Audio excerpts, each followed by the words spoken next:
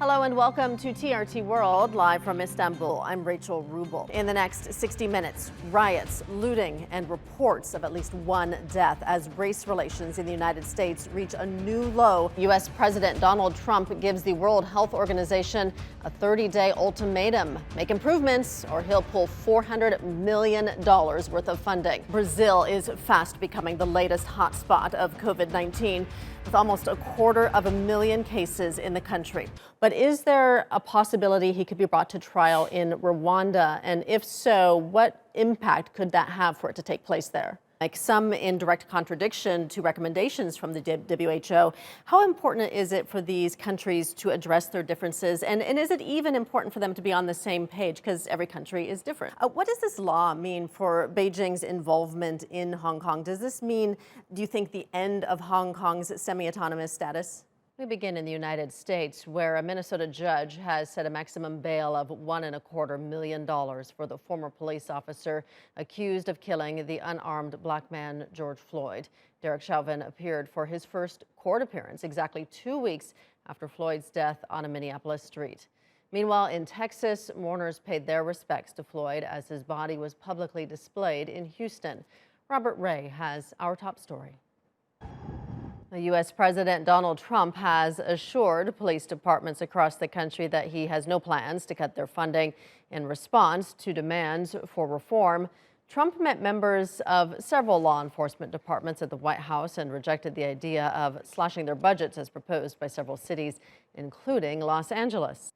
TRT World's North America correspondent John Brain is in Washington and says Democrats don't want to be seen as too left-leaning, particularly during an election year. John, the Democratic leadership have put forward their program for police reform. How radical is it, and is it likely to get passed by Congress? All right, for more, Stefan Bradley joins us from Los Angeles. He's a professor in the Department of African American Studies at the Bellarmine College of Liberal Arts, Loyola Marymount University. Professor, good to have you on the program with us again. For the past 2 weeks, we've seen protests, not just in the U.S., but in lots of other countries as well. And, you know, quite often with these protests, whether it's the Occupy movement or the previous Black Lives Matter protests, the fires really died down before real change could take effect. What do these protesters need to do to get a long-term result? What do you think has changed, or what's different in terms of the manner of these protests compared with previous ones? Professor, your research has looked at Black student power as far back as the late 60s. But what lessons, if any, should the class of 2020 be looking to learn? Welcome back to TRT World, a reminder of our top stories. A memorial for George Floyd has been held in Houston, Texas. Tensions are heating up on the Korean Peninsula as North Korea says it's shutting down communication lines with the South. Pyongyang says activists from the South releasing propaganda leaflets over the border, often using balloons. Joseph Kim is in Seoul, and he says this is the first time since 2018 that South Korea's daily call to the liaison office in the north has gone unanswered. Hong Kong's chief executive Carrie Lam says the city cannot take any more chaos. The comments come on the first anniversary of anti-Beijing demonstrations across the city, many of which turned violent. All right, let's cross to Hong Kong and Joel Flynn, who joins us now with more. Joel, was there any sense of threat in Carrie Lam's words this morning?